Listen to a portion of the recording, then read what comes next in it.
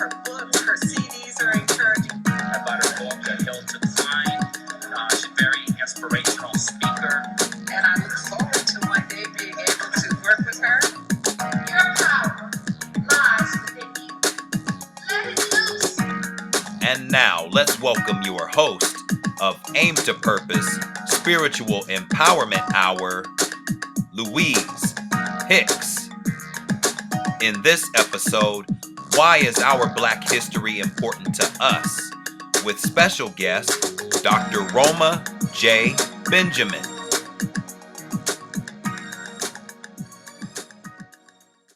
Hello, world. How is everybody doing today? We hope everyone is fine. This is Louise Hicks, your host of Aim to Purpose Spiritual Empowerment Hour. And we are so excited today because we have another special guest on this Sunday morning and afternoon, wherever you may be living.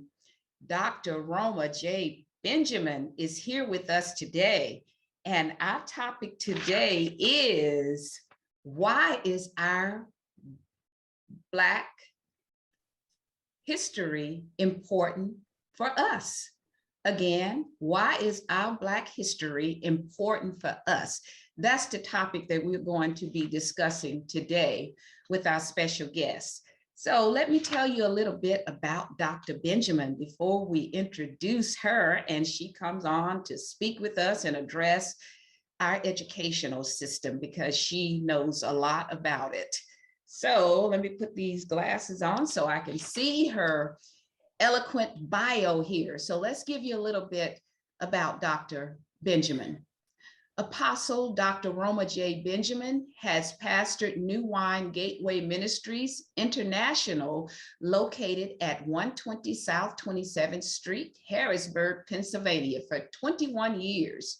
She is now pastoring, covering, and mentoring leaders in both the Kingdom of God and the educational arenas. Dr. Benjamin is a native New Yorker, now residing in Harrisburg, Pennsylvania. Dr. Benjamin completed and received her superintendent's certificate from Shippensburg University, Shippensburg, Pennsylvania. She has also completed her doctorate in education leadership at Nova Southeastern University, Fort Lauderdale, Florida. Dr. Benjamin has been in public school education for 26 years. In 2013, Dr. Benjamin heard from God. Enough is enough. Retire. Upon leaving the public school system, Dr. Benjamin was the highest paid administrator, making 6 figures. Dr. Benjamin has been featured in magazines such as Forest of the Rain Productions and Education Affair Organization, Gospel for You, A Positive Perspective, and African American Lexicon. She has appeared on Channel 8 and Channel 12 News, speaking on literacy empowerment. She has also traveled internationally to Palawan, Limpopo, and Zimbabwe, South Africa, Trinidad, and Bermuda, with a strong message of empowerment through Christ and literacy. God has blessed Dr. Benjamin both in the spiritual and secular arenas of learning. God has blessed her ministry locally and internationally. Dr. Benjamin has one son, Quentin Benjamin, and one grandson, Avion, whom she loves dearly, and many spiritual sons and daughters. Let's welcome Dr. Roma J. Benjamin. How are you today, Dr. Benjamin? All is well, Louise. Thank you for having me. It's good to be here. And for those who are on and those who will be coming on, it's a blessing. And I thank God for this opportunity and you.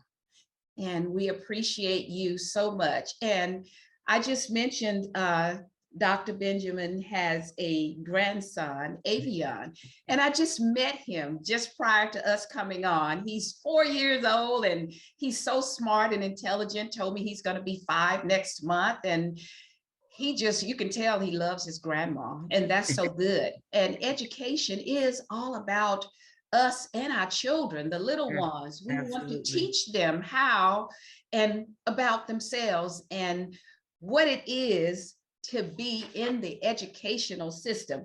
Now, Dr. Benjamin, we just read this amazing bio that after 26 years, you left the And subject and counting. and counting.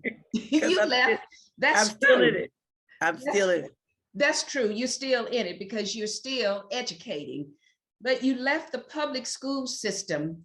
So tell us why and what prompted you to leave the public school system. Well, first of all, dealing with education on all levels, that was elementary, middle school, alternative ed, as well as high school. It was very, very disturbing to me, as well as disheartening that students were being just, they were just being passed through the system. Some kids was falling through the cracks. Others were just used for their athleticism and especially with African American children, and that was the majority of the schools that I operated in as an administrator. And so it really disheartened me, it hurt me to the core that you could graduate hundreds of students knowing that the majority of them don't even read on or near the grade level, and you're celebrating. And so I prayed about it. It was, just really angry over it. And that's when the Lord dealt with me to really focus on it. And so within my church, I opened the literacy center to really advocate for it, to deal with parents, to deal with children, students, the community, the church, daycares, whatever, whoever was housing students. I was challenging them to look at it from the perspective that we're almost like full-time babysitters, and still we're producing students who are not successful. And we send them to college. We think we're sending them to college, and they get to college and find out that they still have to take high school courses and remedial courses. And the problem that I have with taking remedial courses, how do you remediate what was never taught, what was never instructed, what was never given? So how do you remediate that? I don't, sometimes we think we have knowledge and we've been taught the wrong thing for so long till the wrong thing is right. And it just disturbed me. And so I began to deal with it. It was a hard journey, a very difficult journey, and I'm still dealing with it, simply because there is a lack of value when it comes down to reading and understanding the aspects of it. So we say, our parents say, my child can read. And so then when I challenged them with this statement, I said, okay, let them read to you. And they do. And I said, let them read to me. I did it to one of my members, because I told my church I would not pastor an illiterate church. So all the children in my church had to be in the center. So she said, well, let my son read to you. And he read to me. And so I said, okay, now let him explain what he read. And so he was not able to. So I said to her, he memorized that. So I said, when you understand that reading is not just reading what's on that paper, but it's also being able to understand, to apply it, to synthesize it, to evaluate it. So all those things are part of reading. And I said, if a child cannot, or an adult cannot explain what they read, then they can't read. Well, whenever I make that statement, people just go crazy and they just want to fight and argue and jump all over me. And I'm like, listen, the thing that really gets me is in this system that we call education. And it is a system, it's a system, but most of our children are indoctrinated. They're not educated, they are indoctrinated. So you could regurgitate, the first level of learning is recall and or copy. And so you can recall and copy anything, but can you explain it? Can you apply it? And so that was my struggle for many years, many years, even though I was there. And I began to say, I will not continue to put my name on failure and call it success. And so that was the part that I probably angered a lot of people in high places, because they want numbers of kids to graduate. They don't want kids to graduate who have a future. Like most of our kids, when they get in college, they don't survive the first year. Sad to say, even in the HBCUs, in the historically Black colleges and universities, 9%. I have to do the research again, but only 9% was graduating. Only 9% could really read. You know, they're exploited for their athleticism a lot of times, male and female.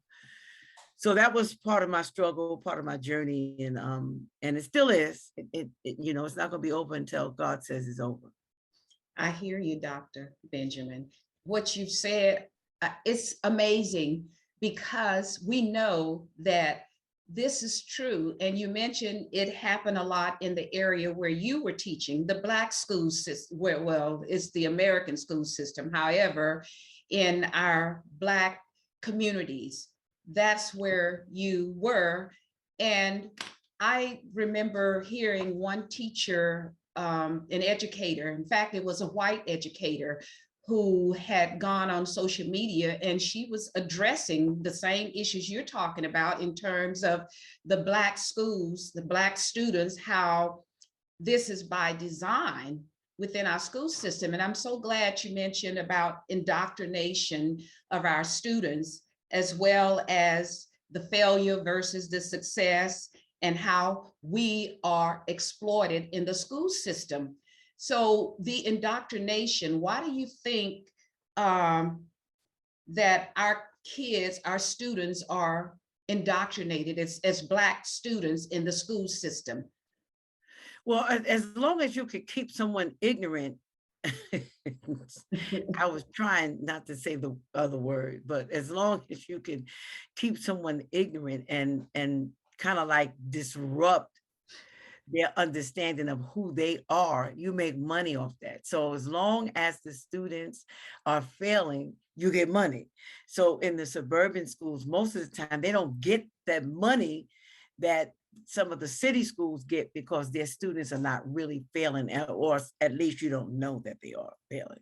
Mm-hmm. They kind of hide that data from us. So the indoctrination comes when now, you know, before it was post antebellum, and reading and education was so important. You know, they said, if you don't get anything else, learn how to read. If you don't learn anything else, learn how to read, because everything that we are supposed to know or understand is in a book. Now, I know we're in a computer age. I understand we're in a technology age, but you still have to be able to read the technology. You know, and if our students can't get past your name, address, phone number, and your mama's name and your daddy's name and an emergency number, and the next 7 pages, you have no clue of what's going on, we have a problem, because we tell our students, it's okay to spell incorrectly. It's okay to use your text language and not, you know, standard English language when you're writing. So we dupe our kids, and we treat them wrong, and we're indoctrinating them. We're asking them to take a standardized test that has nothing almost to do with life itself. And then we say, take a standardized test, and we don't teach the skills of the standard, because the word is standardized test, standards. So where are the standards? What is a child supposed to know? Why are they supposed to know the Pythagorean theory? Is that for critical thinking, or is that to prove that you could teach that theory to because I still don't understand it. I had it in many classes, algebra and all that, but because I wasn't going in that direction, and when I was in school with math a lot, I had a mental block because they didn't know how to teach it to me the way that I needed to understand it, the way that I can constructively use it in everyday life. So the indoctrination comes to keep a culture down, to keep a nation down. If you pay attention, when we look at some of the even nowadays, you know, they say, you know, it's not as bad as it was. Racism is almost worse. Yes, I'm glad you said that, because I agree wholeheartedly with that. It's worse. Yes. It's almost worse than what it was several years ago. At least, you know, you had a voice. Now they tried to stuff out your voice, like Colin Kaepernick, when he voiced something about cruelty and police abuse. You know, they tried to stuff him out by technically saying that he was talking against the American flag. No, he was talking against police brutality.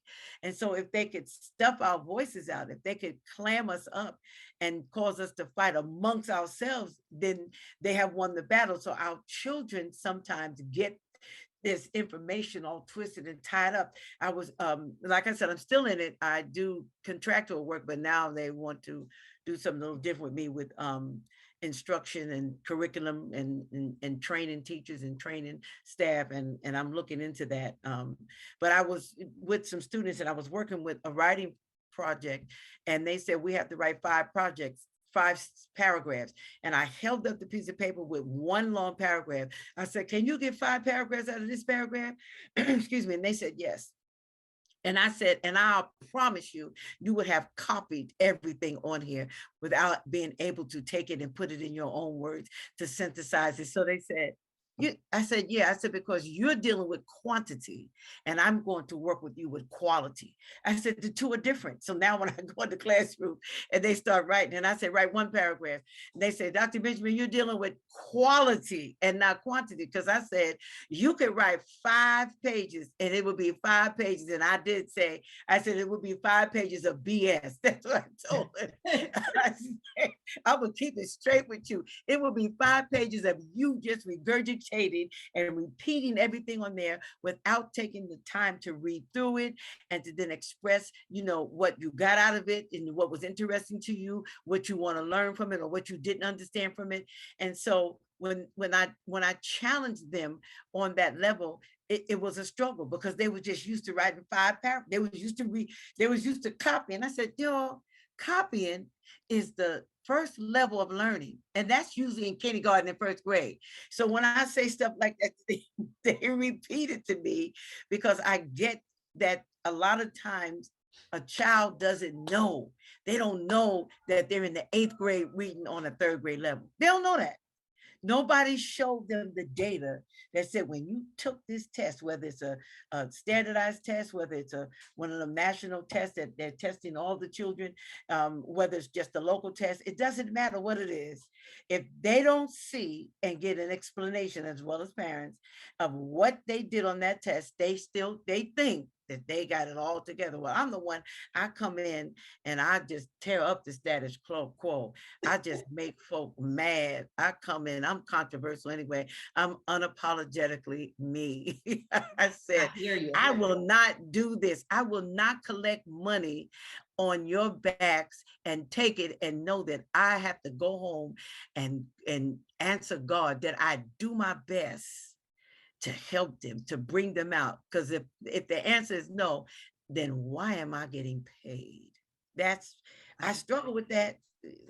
On those of you that are on the line, I struggle with it. That's why it was, you know, when the Lord instructed me to leave a 6-figure job, it didn't strike me as how am I going to live? Because I can't live and know that I'm not living right. Let me just put it that way. I'm not living righteously. To know that I'm getting paid. And I know that the students that I encounter on a regular basis, even as principal, no, you couldn't graduate under my watch. You couldn't come and miss school the whole year and then come and get a packet for 2 weeks like they were doing. You couldn't come and ask your parents to meet with teachers or 2 days or 2 weeks before graduation, and you get work that you had not done since back in September or October. It didn't happen on my watch because I owe God my best, and I owe wherever I am and whatever I'm doing my best. And that's so important what you said, because we really need to address what you said about the critical thinking skills. Our kids are not, even with some of our own Black educators, they do not care about our own. And I can attest to that going back to my children being in school. I recall one time I went out to the school to address with one of my oldest sons, Ken, one of his teachers. And because I wasn't pleased with his grade, and this was a Black educator, his teacher, and she was fine with his grade. And I knew he could do better. I knew he had the critical thinking skills because I'm one of those parents that will challenge my kids as well. And in the summer, I didn't let them just sit around and do nothing. I would take them to the library, get books, tell them you better read these books because I want a book report. Now, and I tell them, oh, I'm going to read every one of them. Of course, I didn't have time to read every book, but I did go through the book enough to know, and I would make them write reports. So we need more parent involvement and interaction. And I'm so glad you talked about at the college level, HBCUs. Some of these kids in the college, they go there out of high school and they can't read. They aren't even able to use the critical thinking skills. And this is why we have such a divide in our society or our culture. And you mentioned that about the cultural. So what in how do we address the educational system now in terms of our children and what they're learning? Is it helping or hurting us? And I know you've touched on that, and I want to share something real quick here, because what you said made a difference. And I pick up little things from time to time, and I say, now this says, I thought I wanted a career. Turns out I just wanted a paycheck. And this is so true, because many of us in various aspects of our lives, we just want a paycheck. And you had mentioned about athletes and how they're exploited. And we'll touch on that too. Tell us why, and let's go back to some of the how this educational system is hurting us. And you left a 6-figure job, one of the highest paid in your system, because God gave you a calling. So let's talk a little bit more about that calling and how this educational system is hurting us from elementary to the college level. And even you mentioned about life skills, how we are so divided now. Can you talk a little bit more about that as a culture?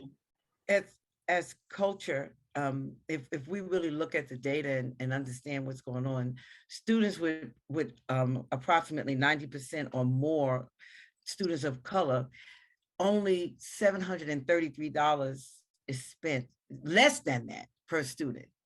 So if a student of color, think about it, Black students are 2 times more likely to be suspended than the white students, and also not have any educational process to continue for them while they're suspended. So we then, some people feel, okay, well, let's create something that we keep them in school or get them in school early and get them out late to keep them off the street, but you're still not providing what they technically need. That's like the white hope syndrome. I'm gonna give you money, but we still don't have the tools to really develop our children, because literacy is power. So, and then we look at it from the perspective, like I said, and I know we need to have money to pay. We need money to live. We have to pay bills and do different things. I understand that. But when it came down to watching the demise of the students, when it came down to watching staff being threatened and undermined by parents as hard as they tried, it bothered me, because, back in the day, education, Blacks, especially males in the universities, we didn't get the opportunity to do those degrees. So the individual mostly teaching has been white females, middle-aged white females they're inundated our classrooms, and especially in our urban classrooms. So now the shift came, now it's young white females. So as long as they're in there for a certain amount of years, and then they get the opportunity to say they taught in the urban setting, they could pay off all their student loans. Still, what happens? Our children suffer. So then we get a few that can get out through an athletic degree or promoted because of their athleticism. But you can get a job as a doctor quicker than you can on the NBA or the NFL. You can become a lawyer and maintain that quicker than you can get a position or to be drafted into the Major League Baseball and all that kind of stuff. So we've magnified the wrong thing. We've magnified the sports, we've magnified the money that's made out of the sports. And I have a book, and I need to find that book. It's called oh my goodness, the $40, the 40 million. Oh man, I know it. I'm gonna tell you in a minute. Yeah. Slavery, the $40 million slaves. Okay, the $40 million slave. 40 million slave, meaning we're still slaves to the money. We're slaves to the plantation owners who are the billionaires who own these these major sports venues. And it's still racist. We can say what we want. And what's really funny, each athlete had to come through a teacher. They had to come through the system of learning, not just teaching, but of learning.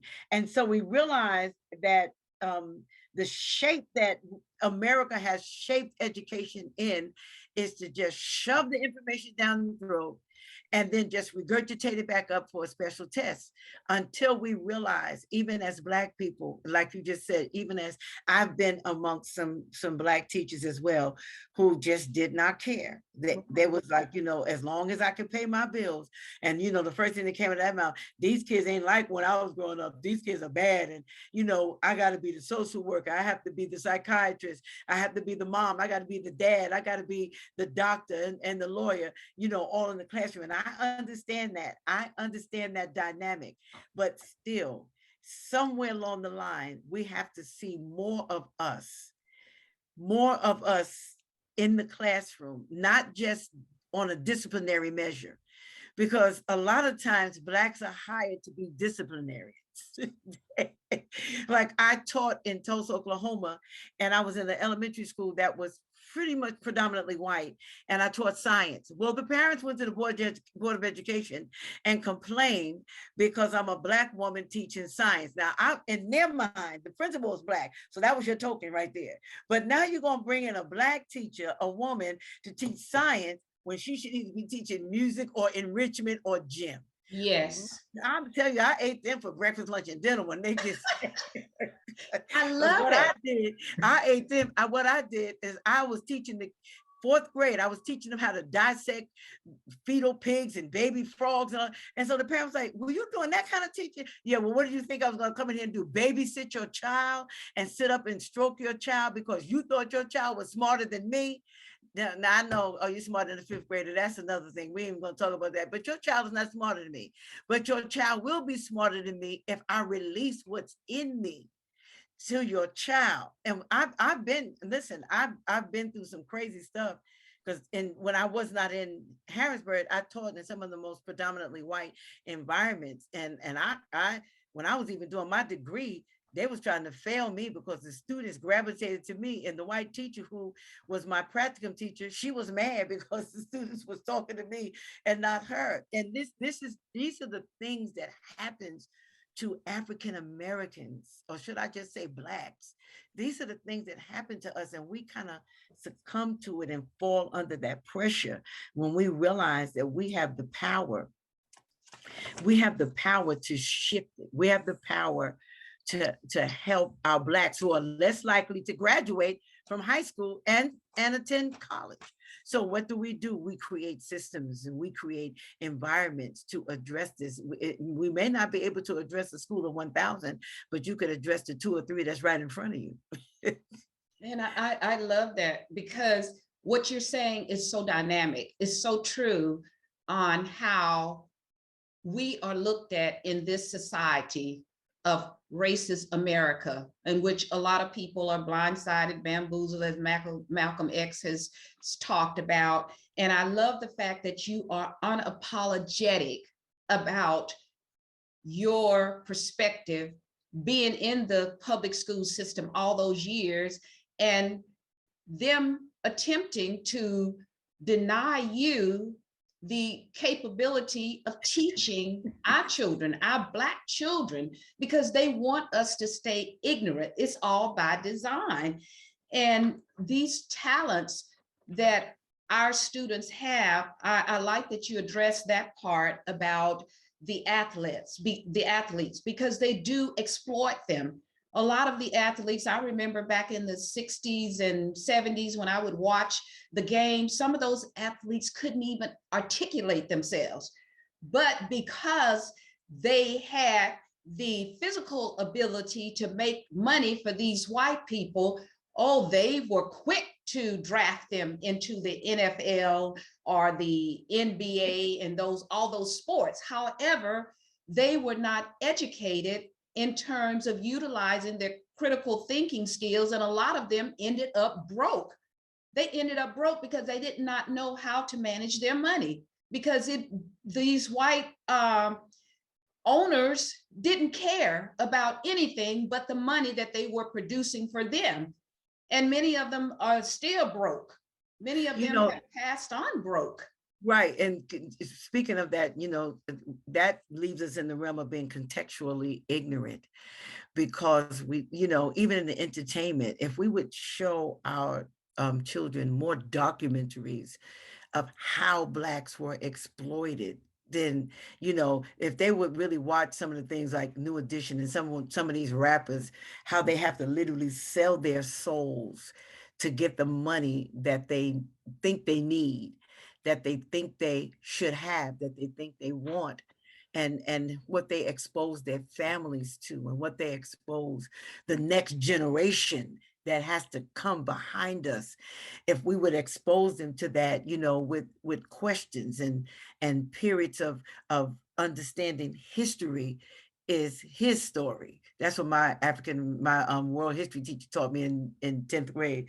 She said, history is not your story, it's his story. Yes. If we would understand the implication of history, we can't teach it only from the perspective of being Black, because history is inclusive. So, but we have to teach it from a realistic perspective.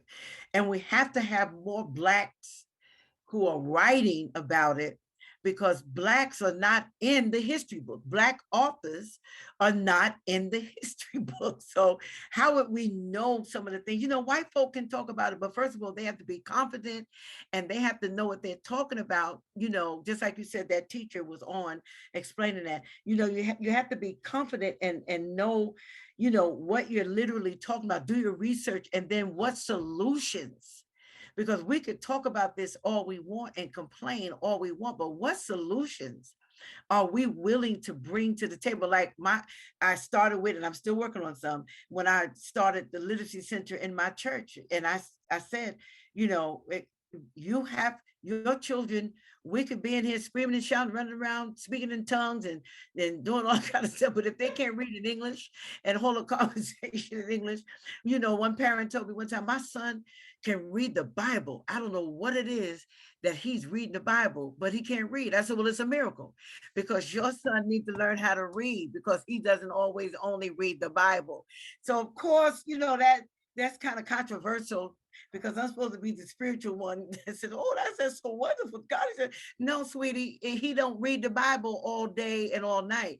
If he's in school, he's going to have to learn how to read. So she put him in my center to learn how to read, and these are the things, that we have to really look at, because we can sit down, and look at the policies and different things, the educational policies that really are not for us. They talk more about our socioeconomic status, but they don't want to talk about race and racism. They want to say it's money that keeps us from getting. No, there are other dynamics to this that we just don't want to talk about. If you remember the Secretary of Education during Trump era, she just was horrible. She was horrific. She was terrible. But she held up a lot of things, especially for those in the African-American schools. And that's really sad, because some of our brighter students are African-American. Yeah. Some of our new doctors and those that are finding cures for different things, they're African-American, but they don't get the publicity as well as sometimes the money and support as our counterpart whites. And so we have to come up with different solutions and different ideas if we come together to do this. I think it can change the actual paradigm of education. And you're so absolutely correct on that. And it is about us coming together to change that paradigm and to have that shift with solutions. And the fact that you quit your job, 6 figures, to start a school for Black students to help us to learn how to read, how to have those life skills so that we can be productive citizens within this country, in spite of the obstacles that we face and the challenges we face as Black people, because we do face many challenges. And in spite of Absolutely. all the atrocities we've gone through as Black people, we are still thriving. Those of us who are willing to help find solutions and follow the path of the ones like you and others out here who are doing positive things. And I often mention Dr. Claude Anderson, who wrote the book, Black Labor, White Wealth. And Wow. I read that book back in the I need to get 1990s. that. Yes, I read that book back in the 1990s. One of my coworkers inspired me to read the book, Black Labor, White Wealth. We as Black people, all of us should have that book in our library. Dr. Anderson worked in the Carter administration, President Carter. He was one of the secretaries. He was part of one of those cabinets, I recall. I can't recall which one. However, this man is in his 80s now, and he's still out here addressing these challenges. And he wrote another book called Powernomics that provides solutions for us, just like you did. You left the school system, the public school system, because God inspired you to do that so that you could provide solutions and let these children know that the Bible is not the only thing that you should be reading. We have to open our minds up to reading so that this reading opens up opportunities for us as a people to elevate ourselves. So what is your perspective on us teaching our own children, and why is it important that our children learn our history so that we can excel and move forward? Well, I really think it's very important, and especially now, because you have the 1619 project, and then you have the theory about race that everybody's fighting because Yes. I believe they just don't want to hear some truth. We hear about different other cultures and their struggles and their successes and their inventions, but ours we have to hear only in the month of February, which it just kind of bothers me, because history is every day, and so Black should be included in everyday history throughout the year, not just our entertainers and our athletes, but there are some other great things. So I think that we can provide a different perspective about American history, because American history should not be white only history. It is American history, and to look at how we could do more teaching, exploring the lesser known Blacks in history. We have some Blacks in history that we don't really know much about, past, present, and we're gonna have some in the future that we really need to explore. Like, for instance, when I saw the movie Hidden Figures, that just messed me up to know that we have Black women coordinating, how the spaceship was supposed to come out of the air and how it was supposed to lift up in the air. Because most of the time, and when you saw the movie, the majority of the people that was doing it was white men. And when the Black woman went in there, it was a fight to the finish, because when you're pioneering something, and when you're a trailblazer, and when you're going in to break up fallow ground, you're going to be opposed.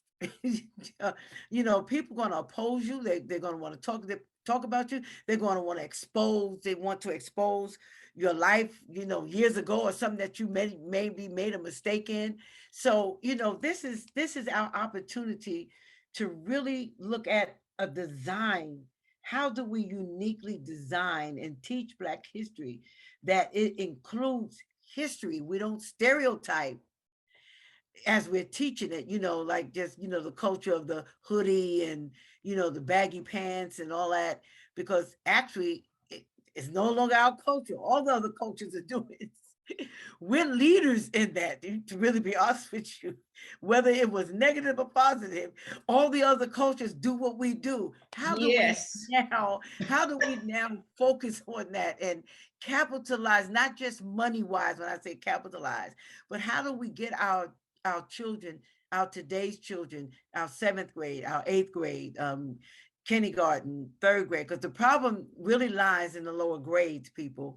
It really lies that if a child preschool as well as kindergarten through 3rd is not reading by that time, then 4th on up, they're just pushing them through the system, and they call it remediation. And I said it earlier, how do you remediate what was never learned? I just, somebody asked me to, I specialize in reading. I don't have a reading degree in it, but I have I lead leaders and I build leaders. So that's what I do with students. I build them as leaders, and I go in and look at certain things to help them understand you can do this. I'm going to prove to you that you can do this, because first I'm going to show you what they say about you. I had an 8th grade student some years ago, and he used to tear up the classroom, and the parents wanted me to put him back in the 7th grade. And I said, no. And they was trying to go through all this. These are Black folks. They was trying to go through all this, calling the higher uppers. And it didn't matter to me, because you got to deal with me on this level right here. And I didn't. And I went to the child, and today he's a nice young man, plays at Drumsville Church and working, has children. I went to him and I said, this is what is in black and white about you. You can't read. You're in the 8th grade, you read on the 1st grade level. He said, I never knew that.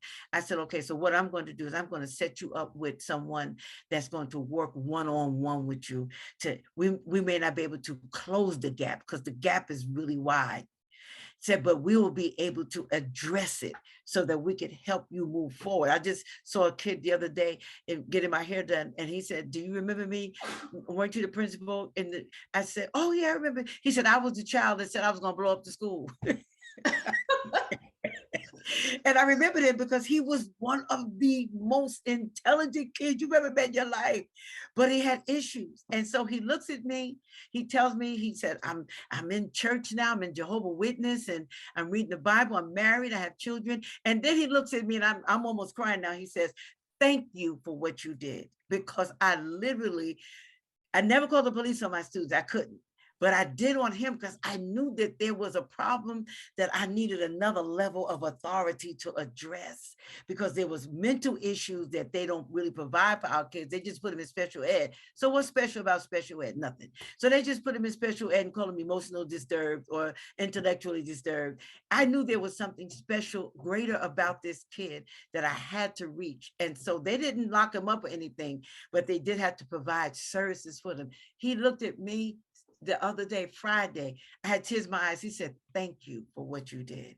He said, because I'm a better person now.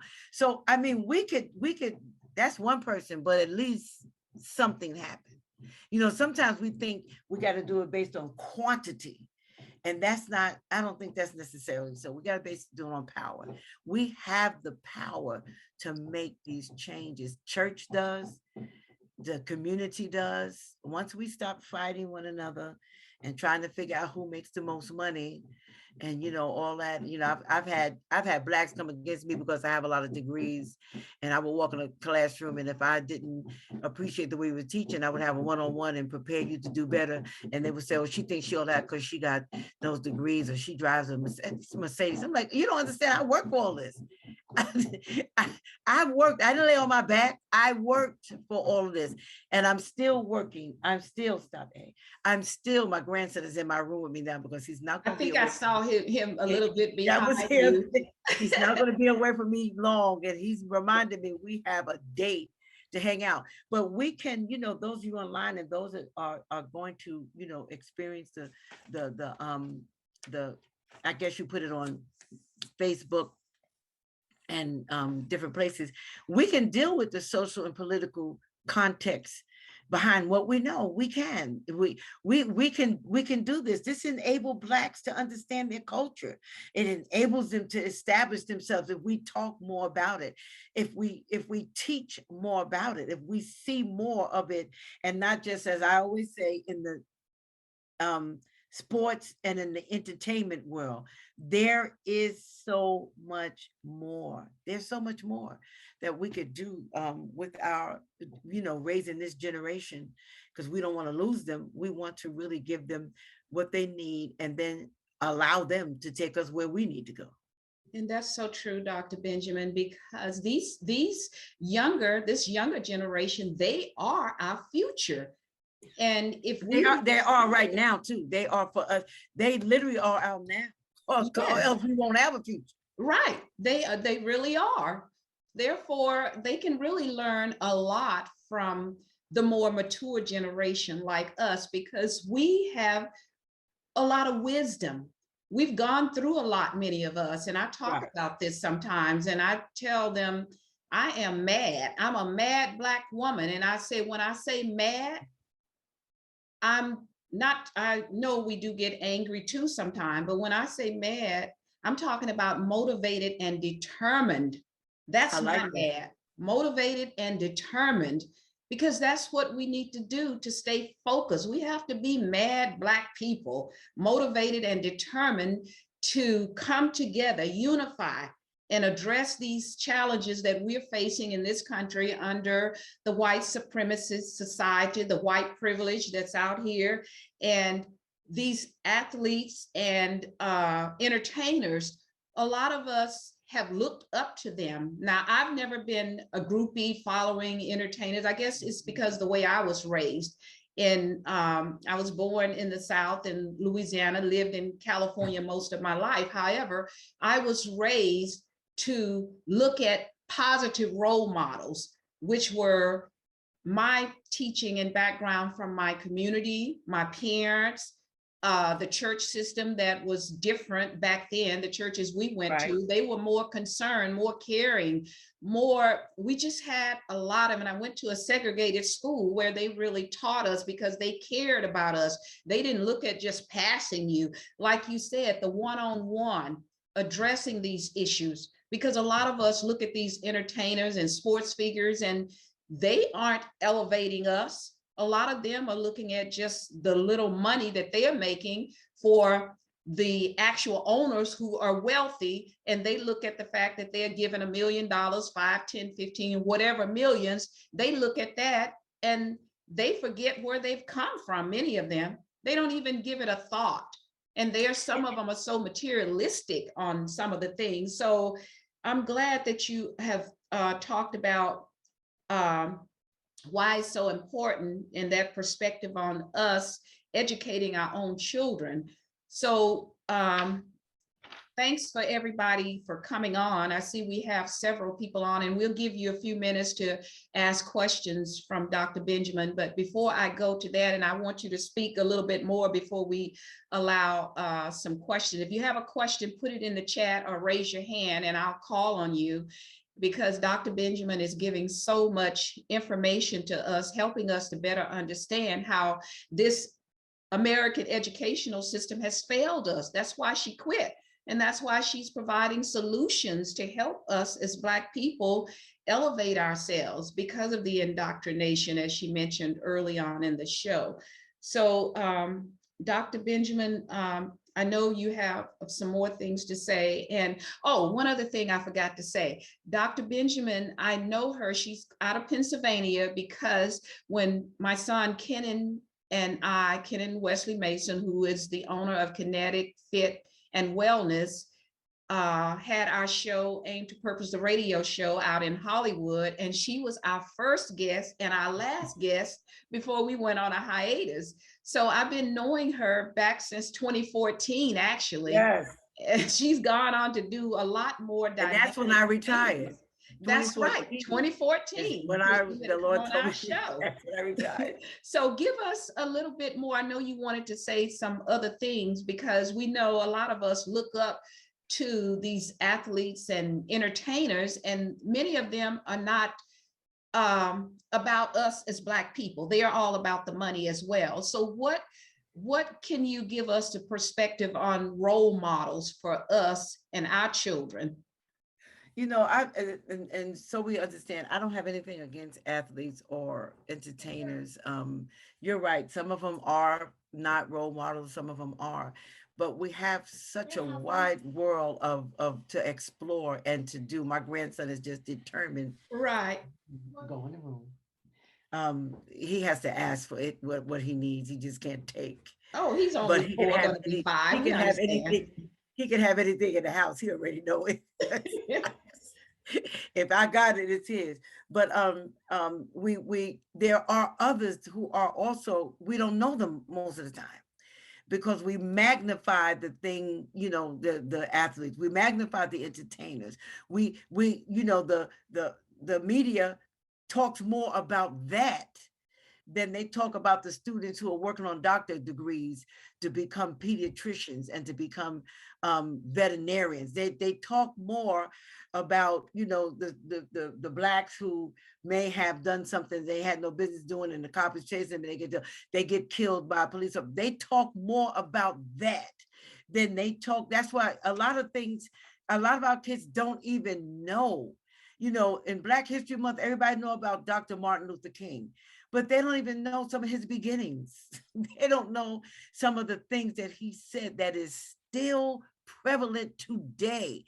Some of his sayings, some of his desires, what he went through, they know he's a civil rights leader. And if you ask them, you know, what does it mean to have civil rights? They can't break that down, because we kind of like just, I don't know, we kind of water down education. We treat it like as if, you know, we're talking to, and I'm just gonna say this, we almost treat it like we're talking to dummies. So if I'm talking to a dummy, you know, and a dummy can't respond, right? So if I'm talking to a dummy, I'm just gonna give them whatever, because they're not gonna say anything back. But, you know, we have to get to this place where we demand more from our children. Like I told you, I'm in there now in a private school, and one of the students said, Dr. Benjamin, you teach us. I said, because I'm not going to collect this paycheck and not come in here and do what I'm supposed to do. I said, as a matter of fact, you should make me earn every dime that I get.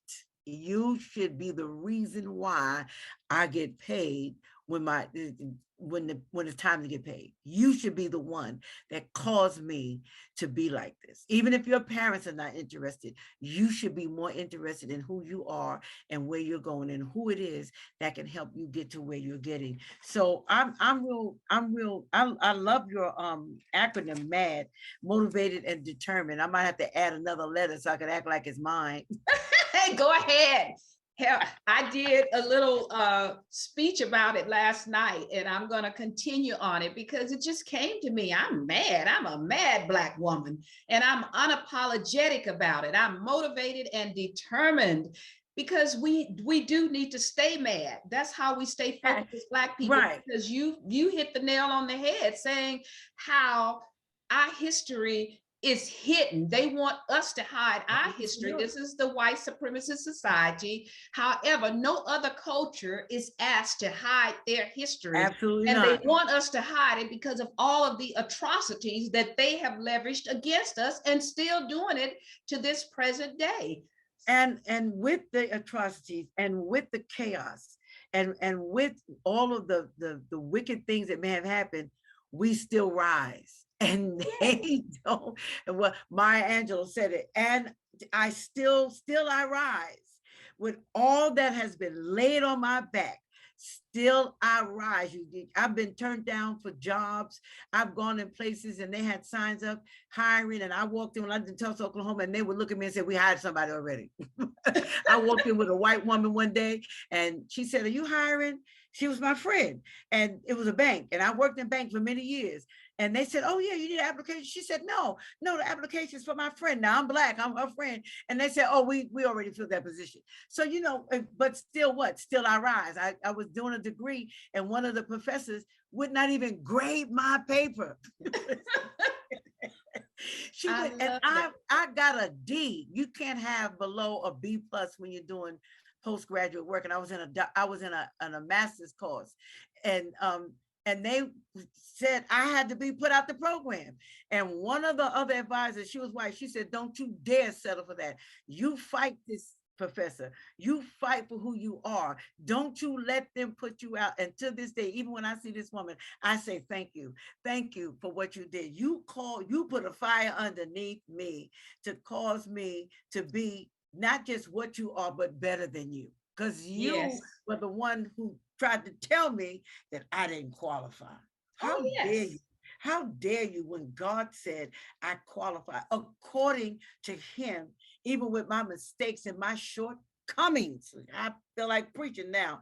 Even with my mistakes and my shortcomings, I still qualify. I'm like Angela Meyer. I rise. Yes. Still I And rise. we Still you rise. continue to rise. That's why I say I'm a mad Black woman. I'm on fire. You're on fire. We need more Black people like you, Dr. Claude Anderson, as I mentioned. They will not have people like this on mainstream media because it is also programming and indoctrinating these news media people that come on these shows, MSNBC and so forth. They come on to definitely exploit Black people to keep us, quote unquote, in our place. And I know we don't have a lot of time left, but we're going to have you back, Dr. Benjamin. But I want to find out from anybody, would you like to ask questions or speak, say something to Dr. Benjamin? I ask a question. Okay, I see something in the chat here. Wow, amen. And we have to pretty much be, I am making a difference. That's from Barbara Smith. We have some other guests on here. Would anybody like to speak? Barbara, go ahead. You have your hand up. Hello. Hey. Hello, Louise. Hello, Dr. Benjamin. Thank you so very much for all that you've shared with us. I didn't have a question. I just wanted to make a comment. Thank you so much for encouraging even us at the age of whatever we are now. But I just want to share with you, it's very important that you told us to read. This is extremely important. If we don't read as the Bible teaches me, our people gonna perish. So we are gonna perish. But I just wanted to just share with you. Thank you. I don't want to take too much of your closing time, but thank you for all that you have shared with us. And the next thing that I got from what you were saying is to stay focused and the things that we've learned to help the others, the young children. So that is what we need to do, is to help the younger ones. Yes, and I appreciate that, Miss Barbara. And I have a T-shirt that says "Making a Difference, One Child at a Time." So, and you know what? The scripture says that people perish for a lack of knowledge, and knowledge without revelation is dangerous. So yes, we have to continue in the vein that we're going. It doesn't matter what our age is. It just does not. Moses didn't catch on until he was about 80, and he did his greatest work. Sometimes your greatest work is when you have matured, and have grown, in things like Paul said, when I was a child, I spoke like a child, I acted like a child, I felt like a child. But when I put that away, I became a grown man, a spiritual man, understanding, my worth. We got to know our worth. We have to know that we are worth what God made us. And we can definitely shift this educational paradigm. I don't care who don't like me at this point. That's not important anymore, because they don't pay my rent. So they don't pay my mortgage. And they sure ain't pay my car payment. Now, even if they were, they still wouldn't like me. How about that? I love it. Thank you, Barbara, for that comment. I appreciate it. I appreciate everyone that's on here, because Dr. Benjamin is really on fire. As I said, she is dynamic, and what she has offered today is so vital to our survival, because we are a brilliant melanated people. Absolutely. And we just gotta continue to stay on course, stay focused. And I just wanted to share this. I share this often. Elementary genocide, the school to prison pipeline. Now, I had this gentleman on our show as well when Ken and I were doing the show out in Hollywood. Raheem Shabazz, who did this documentary, because we know that we have a lot of our Black men incarcerated, which is by design. We have more incarcerations, in fact, here in America than any other industrialized country. And that's not by coincidence. It's by design to break the family structure and so forth. And we're going to talk about that on another show. So does anyone else have, and thank you so much again, Dr. Benjamin, we're going to let you have some final thoughts in a bit. Anyone else would like to say anything? I noticed, Ken, are you on here? I know we started our first show with Dr. Benjamin, and Ken, go ahead and speak, because we did start our first show. Yes, I remember in 2014. So Kenan, go ahead. My son Kenan is on from Kinetic Fit and Wellness. Well, first, I would just want to say hello to everyone and hello to Dr. Benjamin. It's been a while since we first and last spoke, because you were on our first and last show. And I want to apologize just for coming on a little later than expected. But I want to speak just on reading just for a minute. Again, reading is so important to all of us. As I have my daughter in my arms right now as we speak. Hello. And I'm teaching her, she's a second grader now. And I'm teaching her that reading is very essential. Yes. And the sooner she learns how essential it is, the better equipped she'll become as she gets older and learns more about life. And she can use all of this information to her advantage. Information is power. The more information you accumulate in your brain, the more you'll be able to utilize it through life. And you know, it's just something that the previous person that spoke talked about it. Reading is definitely one of the things that has gotten away from us. We need to do it more. And I just want to thank you for all the work that you've been doing over the years. It's something that we need more of our intellectuals to come forward versus versus Black folks that are taken to a level of celebrity because they can dribble a basketball or because they can throw a touchdown. We praise these people to the highest degree, but very seldomly do we praise our intellects until they might pass away, and then we make a movie about them several years later. But our history is very rich, and we need to learn about it. And the more we do learn about our history, the more we can become more self-sufficient in this society. That's right. Social engineering is something that we all need to learn, and there's a specific reason why all systems are put into place. Indoctrination is real. There's a reason why all the systems are put into place. And the more we learn about it, the more we can learn how to get ourselves out of the social and economic rut that we've been in for several generations now. We deserve more, and we've had more once before, and we deserve to have it again. You're 100% correct, Ken. And we have to fight now for it. We, just like you have your daughter with you right now, giving her the importance of reading on a Sunday. Right. On a Sunday, you know, that it's just, and I do that with my grandson. His language is so, it is far past 4 years old. And so my son always said, but you did that to him, Mom. Of course, because I did not want him to get in the school system. Because I said, if the school system does anything to lower his intelligence, grandmother is coming. Now, mama don't have to come. Grandmother is coming. And I'm going to challenge them to the point where I will teach him myself, because I'm not going to let this system do to my grandson what it has done to hundreds of students. The ones that I can get, I'm going to get them. But if we all took in something and realized, if I can't help but one somebody what did the songwriter say? That my living won't be in vain. If we could just get this message out that reading is so very important, especially now. I don't care how much millions you're making, it is very, very important now, because we don't know what's coming down the pipe with all these pandemics and all these stuff. We thinking that they're going into laboratories to find cures and they're creating more pandemics. We got to get this thing together, y'all.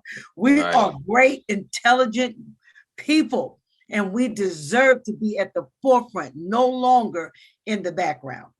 Well, maybe that was my closing statement. Right. You hit so many high points, and Ken, thank you for that, because what you said was so important. And Dr. Benjamin, you're planting so many seeds, and for somebody to come back to you and thank you years later, that's what it's all about. That's how we are finding these solutions, one Black person at a time. And Ken said something that I want to mention too, about the celebrities and how after they pass on, or sometime in life. And a prime example of that is Muhammad Ali, how he was so hated for standing up for what he believed in, didn't have freedom in this country, but wanted him to go and kill in another country. And he stood up for his beliefs. And then later on, they want to give him accolades in this white supremacist society. But he was hated initially for taking a stand. And that's what we got to do. We got to become mad, motivated, and determined, and take a stand for what we believe in, for righteousness and what is right in this country particularly. So thank you for those comments, Ken. And we have gone a little bit over. We've had a great conversation, and it's all about empowering us as Black people. We need more of that, more people to come forward in these types of platforms. So does anyone else have anything to say before I ask Dr. Benjamin to do a final? My granddaughter, Nija, that I call Sweet, that's going to be 8 this year. Hi, Nija, you still there? How are you today? Just wanted to say hello. Hi, where are you? I can't see you. Are you available for me to see you today? I guess not, huh? It keeps flashing up, so I guess I can't see you today, but I'll see you later. Okay. Hopefully we'll get. Oh, there you are. Hi, how are you? How are you today? I'm so happy to see you, and I'm so happy because you're so, as Dr. Benjamin mentioned about her grandson, and I had an opportunity to speak with him prior to us coming on live, and he is such an intelligent little boy at 4 years old, how he addresses himself, how he articulated himself. And I'm so proud that we have parents and grandparents who are teaching our children at a young age, like Ken is doing with you, my son, who I taught my children the best I knew how at that time, and it's paying off. I can see that in my granddaughter as I look at her and see how articulate she is at 7 years old, almost 8. And she and I have lots of conversations together, and I love her dearly. And thank you for coming on, Sweet. That's what I call her, Sweet. Thank you for coming on. Grandma, love you, and we'll talk later. So, hi, Grandma. Hi. Bye-bye. Love you too, Sweet. Bye-bye. She's a cutie. Thank you. So does anyone else, before we close, have anything to say? Because otherwise I'm going to allow Dr. Benjamin to give us some closing remarks. And you have given us so much information to empower us as Black people. And like you said, Black History Month, February. I tell everybody, I was born 1951. I've been celebrating, I came out of my mama celebrating Black history because it's every day. And we've done so many remarkable things in America, inventions and so forth. And everybody wants to copy us. However, they hate us for who we are. And it's up to us to change that paradigm, shift, make that shift. Absolutely. And stay mad, motivated, and determined. So Dr. Benjamin, can you give us some final words to send us off for our day and help us to keep being mad, motivated, and determined? Yeah, and and I appreciate that acronym, and I'm going to add a letter to it. I'm not going to tell you what it is yet, but I did write it down. So I'm Okay. a big